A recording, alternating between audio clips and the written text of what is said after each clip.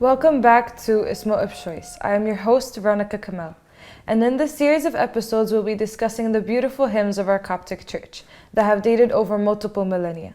Bishoy Suriel will guide us as we venture through the history of our church, discuss its rites, and recognize important figures, along with much more. In the previous episode, we discussed how the church was affected by the Ayyubid dynasty and the Mamluk dynasty in the 12th to the 15th century. So, Bishoy, the question for you today is what major events in the 16th to the 17th century affected our Coptic music? We could touch on the 16th century, and then we'll just also reveal what was going on in the 17th century, or more or less what was happening with our music as a Coptic heritage or a Coptic nation goes at that time. But during the 16th century, in the second decade, we see that the Syrian, Palestinian, Arabian, meaning more eastern of Africa, as well as Egypt, they fell under the Ottoman rule, or the Turkish Empire. And what this usually does is we start to see Turkish rulers enter into our nation and influence it could be anywhere from the arts, as far as drawings go, as far as the music. The arts, we know that Ottoman Empire arts are usually embellished with curves and a particular type of style that end up giving a royalty to the class that is exposed to the arts of the Ottoman Empire. We can always show some on the side of the show, but when you Google, for example, an Ottoman style of art, you see that type of curvish royalty in the arts that they presented with. It could be anywhere from their molding, their construction, their paintings. And it'll be very obvious. It was also, you can also see some of this. I feel like it's exposed in Morocco as well. But nonetheless, these areas were affected by the Ottoman Empire's rule. How was the Coptic music affected by it? We understand that when the Ottomans took over, there was a nature of different tunes in the Arabian music. And usually that influence carries on into the community and the societies. So we understand that they pray at the basilisks or at the mosques that they serve in. And we know that in the mosques, their call for prayer is an actual call by using their voice. So when they made these calls in the time of the Ottoman Empire, we started to see a type of embellishment. Everything was the same until when we met the Ottoman Empire, there was an embellishment with the voices. Mm-hmm. You know, we're very familiar with hearing the name Kalsoum. Yes. Right? So, you know, Kalsoum was a type of person that she had long ranges. She made you feel like you were swimming in an ocean of heritage that belonged to the Coptic people or the Egyptian people, sorry. The same thing can be felt about the Ottoman Empire's influence on the Egyptian heritage. When they embellished their music, it also sank into the religious sites. So whether it's the mosques, and of course when we hear it in the mosques, even until the last century, we heard the influence that the mosques had on some of the ways that the hymns or particular liturgical prayers were said in our churches.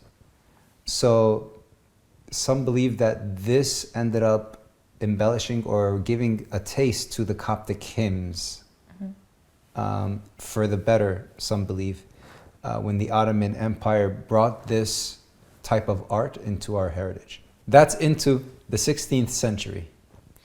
As far as the 17th century, we see and were revealed of Western scholars that were interested in Coptic music as far back as this time period. We know somebody by the name of Father Athanasius Kircher, who is German by name and heritage, that wrote in his book, the Lingua Egyptiaca Restituta, in the 17th century, mid-17th century, and this was in the Library of Congress in the rare books section, and it shows that the composition of the Coptic chants and the interest that the Western scholars had into it gave them a brief excerpt of the chant. And we know that Father Kircher at this time also wrote down notations, music notation. And this is where we can start to see also the notations of our music being written down. And when he was asked, or when it was asked, at least in the references that we have from his book of Lingua Egyptiaca Restituta, we can see that Father Kircher claims that it was from the mouth of the Coptic scribe, meaning he didn't copy it down from a Coptic book. There was no musical notations of the Coptic music. So Father Kircher claimed that these music notes of the Coptic music came down, and he wrote them down from the mouth of the Coptic scribe. And we can see later on in the history, we can see later on in the history how this influenced other Coptic scholars in our church to do the same thing with the same type of heritage and gifted scholars in the west of Egypt, which is in Germany or Europe. Because of what he did, we know what Coptic music sounded like. We have an idea. An idea. Yeah. All right. Thank you very much for that explanation. Sure. Another question I have is that why is the church built in either a circle, an arc, or a shape of a cross? We build or construct churches as a Coptic people in either three forms. They're constructed in a shape most popularly in ark, because we remember the ark that Noah and his family was saved in the flood that reset humanity. In a sense, Noah was saved in this ark. He offered, one of the first things he did when he was saved was he offered a sacrifice to God. And we see the same salvation when we are in the house of God. We are in a safe haven with all the you can call it storms that happen in our time and tribulations. We are in a safe place being in the church of God. We are in an ark created as if it was the ark of Noah, because God is able to save us in these confines, in these terms, and we are able to, in the same way Noah offered and sacrifice to our Lord Jesus Christ, a sacrifice of praise mainly. The second most popular way that we construct churches is in a cross. And we always think of the cross as the base of the cross being connected to the earth. So our line or entrance or gateway into the heavens through the cross. So when we enter the church at the base of the cross, we seek to obtain Christ and his communion, which is most likely going to be towards the center or the end of the cross where the altar would be. And we see the acceptance of salvation through those means. So there are many interpretations of what we believe the cross represents, and one of which is the base is where we stand and how we connect to God through that gateway, because the top of the cross connects to our Lord, our Father in heaven. And then the last one is a circle. And the other way we construct a cross in the means of a circle is kind of like the explanation of why the Urban is round. And it's because the circle has no ends. It's a figure that connects, and it is never ending, and it describes the relationship of God as in terms of how God is never ending. He has no beginning and no end. So whereas we enter into a home of a creator that has no beginning and no end. So this is a place where we symbolize that this is the place that we look forward to spend that same life of eternity. So we are able to see where we meet our Lord Jesus Christ in the same confines, or the same concept of us preparing now a short period for a long time, eternity. Thank you for that explanation, Epchois. We're going to take a short break and listen to the hymn from our group at Coptic Hymns in English. We'll be back shortly.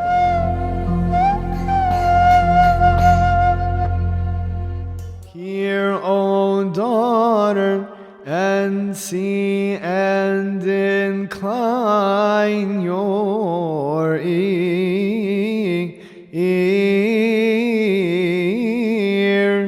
Forget your own people also, and your father's house.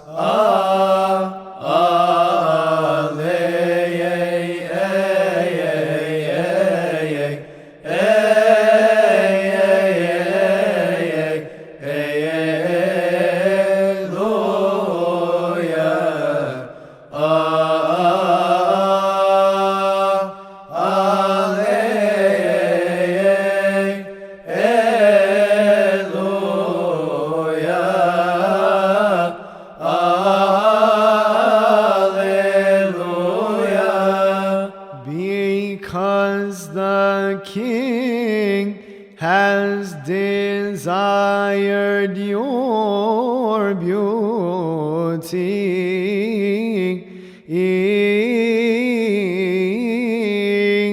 for he is your Lord.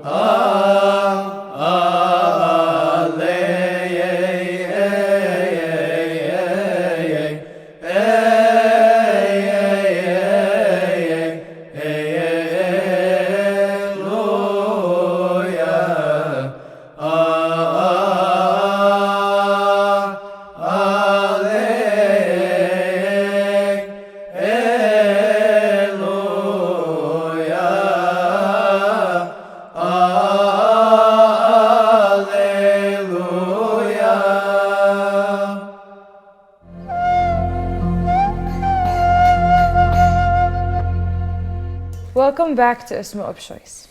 So Epchois, Yes. after listening to that hymn, I would like to know, why do we chant Psalm 45 on the second week of Kiahk? In Kiahk, we have 4 main Sundays, and it's like a chain to the main events that led to the birth of Christ. They're not chronologically, as far as time goes, appropriate, but they are significant to the incarnation, leading to the salvation of our Lord Jesus Christ. The verse 45, it goes, "Listen, O daughter, and see and incline your ear. Forget also your people and your father's house, because the King has desired your beauty, for he is your Lord." And the reason why we feel it is very significant to say this is because the Bible we read is the Bible of the Annunciation of the Archangel Gabriel to Saint Mary, preaching that she will give birth to our Lord and God Jesus Christ. And following that, we learn that the continuation of that gospel for the day, when she visited Elizabeth to help her out of humility. She carries now the Creator of the world, and she went to help her older kinsman or her older relative in her birth. And this is how Elizabeth responded. And it is said that at this point in time, this is where we see the first person, or the first evangelist, or the first preacher of Jesus Christ. Who do you think it was? What do I think it was? Yes. Who do you think? Asli, you have to think now. If Saint Mary is going to Elizabeth, and Elizabeth now in her has Saint John Yes. leaping in her womb, So she now praises the God that she has been annunciated to by the angel she was going to give birth to. Who is the first person to preach our Lord Jesus Christ or to evangelize the coming of the Messiah? When Elizabeth saw her, she said, "For as soon as you came, the baby in my womb leaped out of joy." So it's actually John the Baptist. Oh, That so was the John the first one- Baptist indicated. That was the first one to preach the coming of our Lord. And he is the forerunner and baptizer. Yes. But this is where we start to see the evangelism of Christ to the nations. It's at this point that, now we first saw somebody, because Saint Mary had already received the divine seed from God to give birth to Christ. So Christ was in her womb. And John Baptist, as soon as he felt Saint Mary's presence, he bowed down in Elizabeth's womb. So it's based on what she said. She said, as soon as you approached your presence, the child in my womb leaped out of joy. So John is the first one to bow down and worship, and this is a form of now evangelizing the coming of the Messiah. Thank you very much for that explanation. Very informative as usual. In this episode, we learned about how the Ottoman Empire influenced the Coptic music, and we also learned about the construction of the church. Thank you very much for joining us. Please join us next time.